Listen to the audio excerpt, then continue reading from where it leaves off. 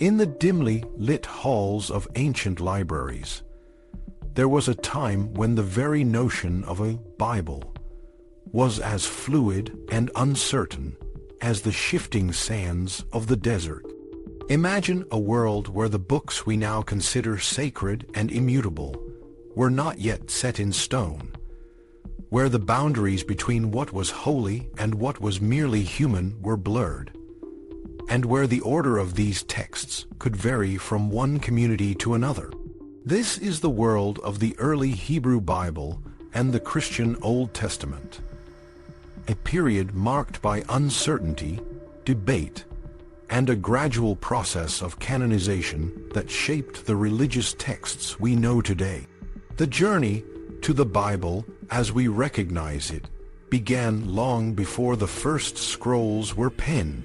The earliest religious texts of the Hebrew people were not part of a single, cohesive collection. Instead, they were scattered across various communities, each with its own traditions and interpretations. The Torah, the first 5 books of the Hebrew Bible, was one of the earliest to achieve a level of widespread acceptance. But even its contents and order were not fixed. In some Hebrew copies of the Torah, the 5 small books read at festivals such as Song of Songs, Ruth, Lamentations, Ecclesiastes, and Esther were placed near the Torah passages read around the same time of year. This arrangement was practical, allowing the community to easily access the relevant texts during their celebrations. The order of the prophetic books, known as the latter prophets, was also subject to variation. According to the Babylonian Talmud, the order should be Jeremiah, Ezekiel, and then Isaiah. This arrangement was based on the content of the books. Jeremiah focuses on disaster. Ezekiel begins with disaster but ends with hope. And Isaiah is a book of hope. However, this order is not found in any known manuscript, suggesting that the rabbis were more concerned with the theoretical arrangement of scrolls in a library rather than the actual codification of the texts. For early Christians, the concept of a fixed Bible was even more fluid.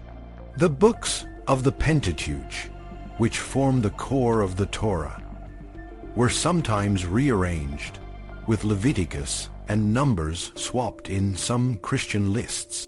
The teaching books, such as Proverbs, Ecclesiastes, and Job, also lacked a consistent order. This flexibility in the arrangement of texts reflects the dynamic nature of early Christian communities, where the focus was more on the content and message of the texts, rather than their exact placement in a canon. The development of the Bible as a fixed collection of texts was a gradual process that took centuries. In the early centuries BCE and CE, the term canonical was not yet in use, and the status of many texts was still in flux. Some books, like Genesis and Isaiah, were widely accepted as sacred, while others were held in respect, but had not yet been definitively ruled as canonical. The discovery of the Dead Sea Scrolls in the 1950s provides a fascinating glimpse into this period. Among the scrolls were manuscripts of books that are now part of the Hebrew Bible, as well as texts that were not included in the final canon. The Temple Scroll, for example, was a reworking of parts of the Pentateuch, possibly intended to replace the existing texts. This raises the question of whether the Qumran community considered the Temple Scroll to be more authoritative than the traditional Torah, or if they held both as equally sacred. The process of canonization was not a single event, but a series of overlapping processes. Some books, like Deuteronomy, had already achieved canonical status by the time others, such as Daniel, were being written. Daniel, a prophetic and wisdom book from the early 2nd century BCE, was quickly regarded as sacred and is frequently quoted in the New Testament. However, it was not initially part of a fixed canon. The Pentateuch, on the other hand, was already considered a closed canon by this time, with strict rules against adding or removing texts. Outside the Qumran community, there were many other texts that did not make it into the Hebrew Bible, but were still revered by various Jewish groups. These non-canonical texts, known as the pseudepigrapha, were often pseudonymously attributed to Old Testament figures like Enoch, Noah, Moses, and the sons of Jacob. Some of these texts, such as 1 Enoch, were highly esteemed by certain Jewish communities and even quoted in the New Testament. The letter of Jude, for example, cites 1 Enoch as an authoritative source, indicating that the line between canonical and non-canonical texts was not always clear. The Qumran community, with its unique collection of texts, provides a window into the diversity of Jewish religious literature. Among the Dead Sea Scrolls, fragments of almost every book now in the Hebrew Bible have been found, as well as rewritten versions of biblical texts and commentaries. These rewritten texts, such as the Temple Scroll, may have been intended to replace the traditional versions, or they may have been seen as parabiblical, meant to complement the existing texts. The status of these books was likely still fluid, with no clear distinction between what was and was not part of the Bible. For early Christians, the process of canonization was similarly complex. The books of the New Testament, which would eventually form the core of Christian scripture, were initially circulated as individual letters and Gospels.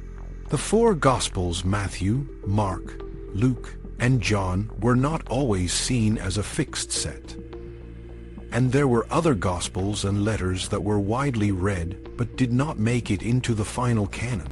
The development of a fixed New Testament was a gradual process, influenced by the needs and beliefs of different Christian communities. The importance of the New Testament for Christians is evident from the way it is quoted and referenced in early Christian literature. Unlike the Hebrew Bible, which had a more established status by the end of the 1st century CE, the New Testament was still in the process of being defined. The letters of Paul, in particular, played a crucial role in shaping early Christian doctrine and practice.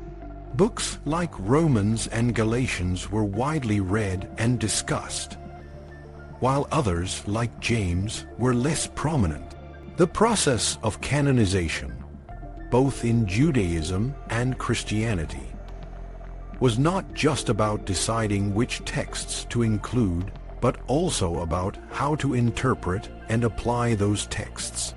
In Judaism, the Pentateuch Torah was the core of the canon, and all other books were seen as complementary.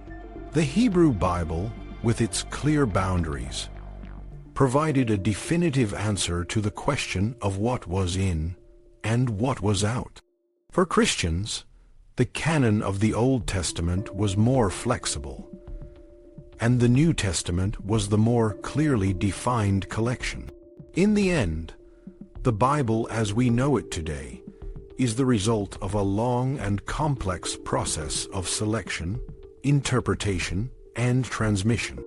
The texts that were ultimately included in the canon were those that resonated most deeply with the beliefs and practices of the communities that revered them. While the Bible is now a fixed collection of texts, its history reminds us that the process of canonization was not a straightforward one.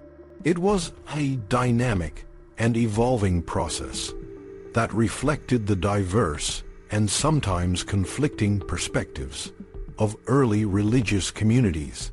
In conclusion, the journey from scattered texts to the fixed canon of the Bible is a testament to the enduring power of religious tradition and the human quest for meaning. The fluidity of the early texts and the gradual process of canonization highlight the importance of context and interpretation in understanding the sacred texts. As we read and interpret the Bible today, we should remember that it is a living document, shaped by centuries of human interaction and reflection.